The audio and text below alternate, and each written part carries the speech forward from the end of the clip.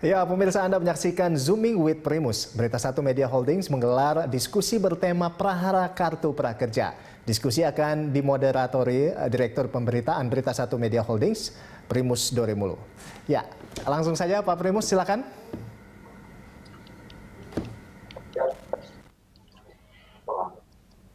Terima kasih, Rolando.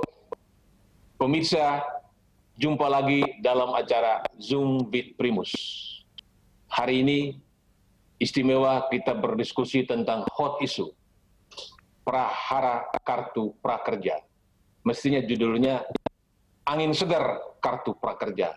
Tetapi faktanya sekarang jadi prahara karena di mana-mana menjadi buah bibir, menjadi perguncingan apakah kartu prakerja ini dilanjutkan apa tidak. Karena bansos yang dibutuhkan cukup banyak, karena tingkat pengangguran bukan lagi sekitar 5%, tetapi sudah double digit. Kalau 10% saja pengangguran kita itu sudah bisa mencapai 13,8 juta, bukan 6,9 juta sebagaimana diumumkan oleh BPS per Februari 2020. Nah, agar kita bisa mengetahui duduk perkara kartu prakerja ini, kita menghadirkan narasumber yang ahli di bidangnya. Pertama, dari kantor Menko Perekonomian, hadir Pak Raden Pardede. Selamat siang Pak Raden. Selamat siang Pak Primus dan selamat siang para pemirsa semuanya. Dr. Raden Pardede ini adalah tim asistensi Menteri Perekonomian. Kemudian hadir anggota DPR RI dari Komisi 9, Wakil Ketua, yang membidangi ketenagakerjaan kesehatan. Pak Emmanuel. Selamat siang Pak Primus, para pembicara dan semua pemirsa. Selamat siang Pak. Selamat siang Pak Primus. Belgia. Kemudian pengamat kebijakan publik, Pak Agus Pembagio. Selamat siang Pak Agus. Selamat sore. Kemudian Pak Karania Dharma Saputra, CEO dari OVO. Selamat siang Pak Karania. Selamat siang semuanya. Ya. Nah, barangkali saya mulai dari Pak Raden untuk menjelaskan tentang bagaimana sesungguhnya kartu pekerjaan. Tujuan utama, karena ini adalah janji politik dari Presiden Jokowi ketika kampanye Pilpres. Dan kemudian janji ini harus direalisasikan dan baru diluncurkan pada 11 April 2020 ketika COVID-19 sudah menjadi pandemi. Dan kita tahu WHO mengumumkan COVID-19 sebagai pandemi tanggal 11 Maret. Nah, barangkali ada pergeseran konsep awal dan kemudian ketika diluncurkan karena sudah ada COVID. Silakan Pak Raden. Terima kasih Pak Primus, Bapak-bapak dan Ibu sekalian, dan yang saya hormati, dan juga para pemirsa. Kita tahu memang ini adalah janji dari Presiden Jokowi pada saat beliau kampanye, di mana tujuannya adalah peningkatan kompetensi daripada calon pekerja kita, baik yang dia fresh graduate, artinya yang baru lulus dari SMP atau SMA, kemudian dia mau bekerja, ataupun dari universitas, ataupun dari orang-orang yang kemudian dia mencoba mendapat pelatihan baru, dapat keterampilan baru. Itu juga yang sudah dia bekerja, tetapi juga mungkin dia mau pindah pekerjaan, dia ingin mendapatkan satu tambahan kapasitas. Jadi intinya adalah peningkatan kompetensi dia, sehingga dia bisa bekerja di tempat yang baru. Tentu harapannya adalah produktivitasnya akan lebih baik, kompetensi dia akan lebih baik, dan harapannya adalah pendapatan dia pun akan lebih baik. Itu sebetulnya intinya di awalnya ini memang. Nah, itu desain awalnya itu, kemudian COVID-19 datang. Ujungnya dilakukan perubahan di sana sini. Ini adalah dari semula hanya peningkatan kompetensi, maka ditambah lagi harus ada peningkatan kompetensi ya, tetapi juga diberikan semacam bantuan langsung ya kepada yang mengikuti program ini. Kemudian juga ada pelonggaran dari sisi target penerimanya. Seperti yang kami katakan tadi, target penerimanya adalah pencari kerja, kemudian yang fresh graduate. Ini sekarang lebih luas lagi. Bahkan para pelaku usaha mikro yang sebelumnya dia pengusaha pun diperbolehkan. Karena kita tahu seperti yang terlihat sekarang ini, yang paling banyak korban dari COVID-19 ini adalah para pengusaha UKM sebetulnya, atau kaum-kaum teman-teman yang berada di informal sektor. Jadi itu tujuannya. Yang semula adalah para teman-teman yang baru lulus dari SMA atau lulus dari kuliah yang belum mendapat pekerjaan, sebelum masuk diberikan tambahan keterampilan. Kalau sekarang itu bahkan pengusaha mikro dengan dia intinya adalah dia tidak sekolah, ya tidak dalam sekolah, maka dia eligible untuk pekerjaan ini, untuk kartu prakerja ini. Kalau dulu desain awalnya adalah offline yang utama, dan juga ada online tentu, atau hybrid ini. Kalau sekarang, karena keadaan COVID-19 ini, maka fokusnya, prioritasnya adalah online. Karena tentu kita nggak bisa melakukan offline sekarang ini, bertemu langsung dalam suasana seperti ini tidak mungkin. Yang berikutnya yang berbeda adalah bantuan pelatihan. Kalau yang semula desainnya adalah bantuan pelatihan itu 3-7 juta. Jadi artinya memang kualitas pelatihannya pun akan berbeda, ya.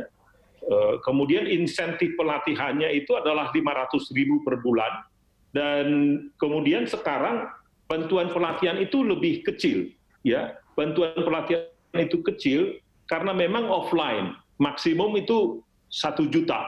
Bahkan kebanyakan sebetulnya di bawah itu, rata-rata kalau nggak salah hanya 500.000 biaya pelatihannya. Kemudian insentif pelatihannya itu kalau dulu itu hanya 1 bulan 500.000, kalau sekarang itu 600.000 per bulan dalam jangka 4 bulan diberikan sesudah dia melakukan pelatihan. Jadi di situ ada pergeseran-pergeseran karena situasi yang memaksa, ya. Perlu diingat bahwa kartu prakerja ini adalah bagian dari salah satu bantuan sosial, kelompok bantuan sosial atau jamin pengaman sosial dari beberapa program yang dibuat pemerintah. Seperti kita tahu ada program PKH, ada program kartu sembako, kemudian subsidi listrik, kemudian secara khusus ada juga bansos untuk Jabodetabek, ya, karena kita tahu center daripada COVID-19 ini, epicenternya adalah di Jakarta. Nah, itu adalah kartu prakerja, adalah bagian daripada jaring pengaman sosial kita sekarang itu, untuk meringankan saudara-saudara kita yang mengalami persoalan yang sangat besar dari sisi income dengan COVID-19 ini. Mungkin baik, Pak Raden. Bagi pengantar. Ya, pengantar, Pak. Baik, Pak. Sekarang saya ke Pak Agus Pambagio dulu. Bagaimana masyarakat melihat konsep yang begitu bagus? Karena tadi konsep awal diperluas untuk bisa mengakomodasi bagaimana mereka yang mengalami penurunan pendapatan, kehilangan pendapatan. Nah, bagaimana masyarakat melihatnya? Pak Agus, silakan Pak. Begini, dari beberapa saya pertemuan dengan banyak pihak, mereka umumnya menanyakan bagaimana ikutnya, sudah dijelaskan lalu ikut. Terus saya dapatnya kok cuma 600 ya. Oh iya, karena yang lainnya adalah untuk membayar. Nah lalu muncul pertanyaan, loh kan saya bisa juga kalau yang sejenis itu banyak di YouTube, kenapa uang jatah saya kok diberikan kepada yang memberikan training? Toh banyak training gratis. Nah, semacam itu. Lalu saya bilang begini, ini mute Pak. Pak Agus, lagi mute. Pak Agus ya. Tidak punya banyak waktu untuk melakukan riset lah, ya. Ini perkiraan saya seperti apa. Sehingga muncullah program itu seperti sekarang. Yang menjadi pertanyaannya, kenapa 8 itu? Apa kriterianya? Apa di tender atau tidak? Gitu ya. Saya sempat juga tanya pada Pak Menko. Kemudian terus bagaimana? Nah, jadi kemudian muncullah hal-hal yang kurang sedap yang menurut saya itu harus dibereskan, karena kalau tidak juga menjadi ganjelan banyak di publik. Nah, yang pertanyaan terakhir yang banyak ditanyakan, nanti kalau setelah itu saya kerjanya bisa di mana? Nah, itu kan juga persoalan. Apakah memang nanti yang sudah mendapatkan training ini bisa langsung bekerja, atau kalau tidak karena COVID-19 ini kan lapangan pekerjaan banyak yang hilang. Nah, bagaimana langkah-langkah yang Mute, Pak. Bagus. diskusi teman-teman? Itu Bung Primus. Ya. Baik, Pak. Saya ke Pak Karania dulu sebelum ke Pak Anggota Dewan. Pak Karania, tadi Pak Agus sudah menyebutkan ini kan program Kartu Prakerja itu melibatkan 8 aplikasi digital ya. Saya sebut Ruang Guru, mau belajar apa, Bukalapak, Pintaria, Sekolahmu, Pijar Mahir, Tokopedia, dan Sistem Informasi Ketenagakerjaan oleh Kemenaker. Terus kemudian mitra pembayaran digital itu ada 4, salah satunya OVO, ada BNI, Link Aja, GoPay. Nah, tadi Pak Agus mengatakan ini tanpa tender. Ini bagaimana yang dialami OVO? Silakan Pak Karania. Ya, baik. Terima kasih Bang Primus. Jadi mungkin pertama-tama saya jelaskan supaya posisi OVO menjadi clear gitu ya. Jadi seperti tadi dijelaskan oleh Pak Raden, kalau kita melihat program Kartu Prakerja ini sebetulnya ada dua klaster atau ada 2 tahap. Yang pertama adalah tahap dari kursus yang sekarang diarahkan terutama untuk kursus online. Kemudian yang kedua itu adalah tahap untuk pembagian atau disbursement dari dana insentif. Nah, yang 8 platform digital tadi itu ada di tahap pertama, di tahap pembelian dan pelaksanaan dari kursus online. Lalu kemudian OVO bersama dengan 2 dari perusahaan uang elektronik lainnya, yaitu Link Aja dan GoPay, juga bersama 1 bank BUMN, Bank BNI, itu ada di tahap kedua, di tahap distribusi dari dana insentif. Begitu. Itu yang pertama. Jadi OVO ada di tahap yang kedua. Kemudian yang kedua yang ingin saya sampaikan adalah, saya kira ini betul seperti yang tadi disampaikan Pak Raden, jadi memang dari sejarahnya, ini sebetulnya di baliknya ada sebuah niat dan saya kira visi yang sangat baik. Karena itulah kemudian OVO pada waktu diminta, jadi sekali lagi ini kami OVO bukannya menyorong-nyorongkan diri gitu, tapi kami diminta oleh pemerintah untuk membantu. Dan kemudian nanti kalau perlu saya jelaskan juga bahwa kalau posisi OVO itu sebetulnya semua layanan yang kami lakukan itu sifatnya pro bono, tanpa ada revenue apapun. Jadi biasanya kalau sebagai uang pembayaran elektronik, tentu bisnis model kami atau revenue model kami adalah setiap kami melakukan, misalnya saya diperintahkan oleh Bang Primus untuk mentransfer uang.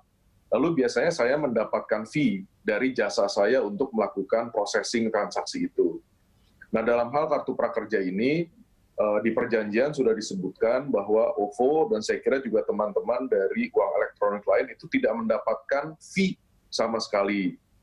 Nah, bahkan juga kemudian karena sebetulnya ada dana mengendap gitu ya, karena tentu saja untuk melakukan processing setelah kami menerima data dari Komite Prakerja, itu ada dana mengendap 1-2 hari.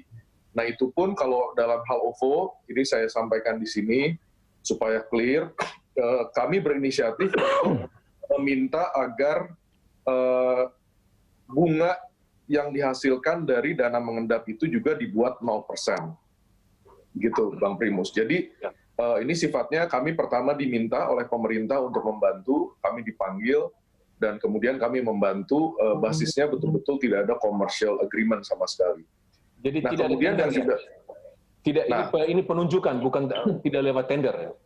Nah, itu yang juga sebetulnya kami pertanyakan waktu itu, Bang Primus, karena pertama niatnya ingin membantu, ini betul-betul tidak ada komersial, karena kalau boleh saya lanjutkan sedikit, ya.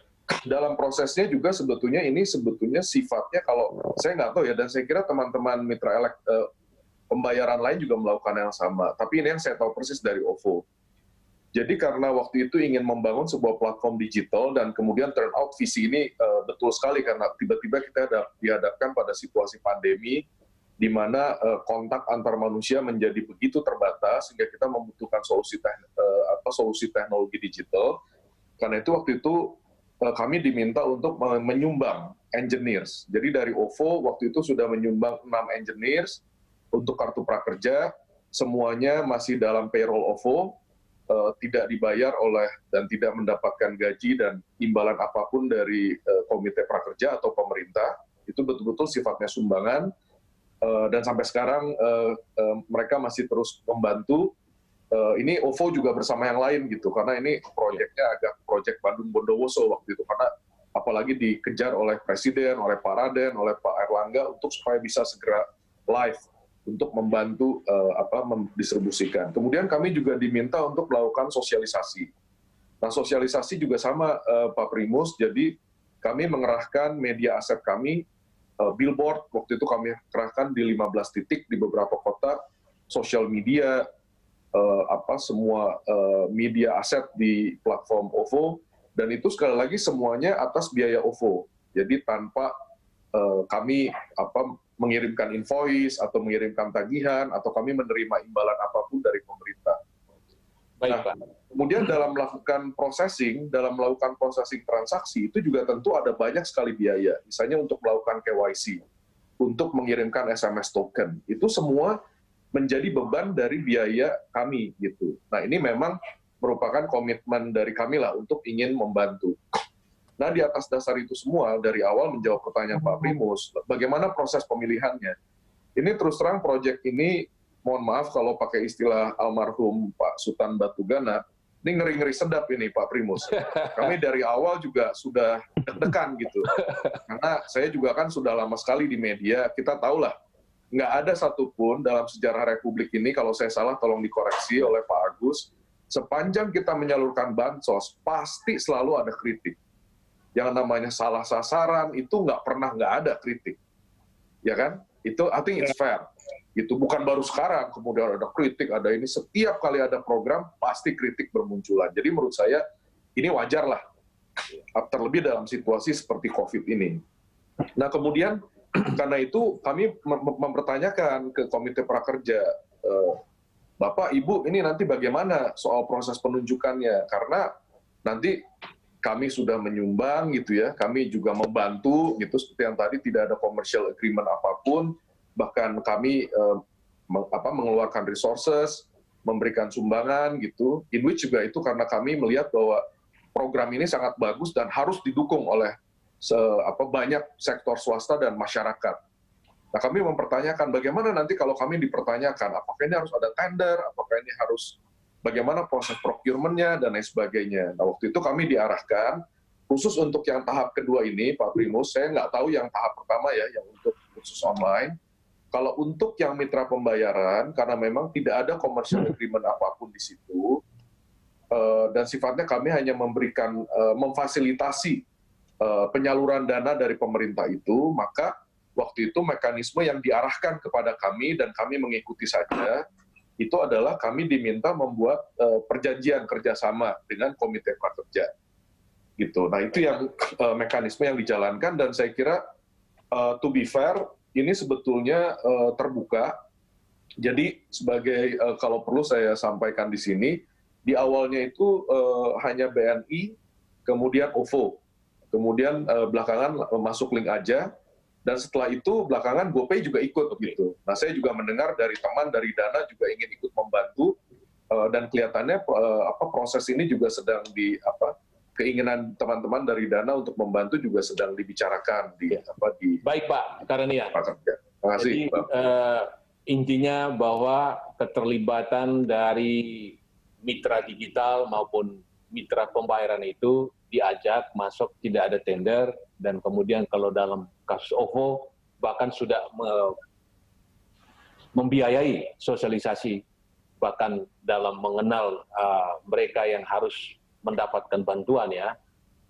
Maaf Bang, juga. Untuk yang mitra platform digital yang 8 saya kurang tahu. Kurang tahu ya, tapi yang payment.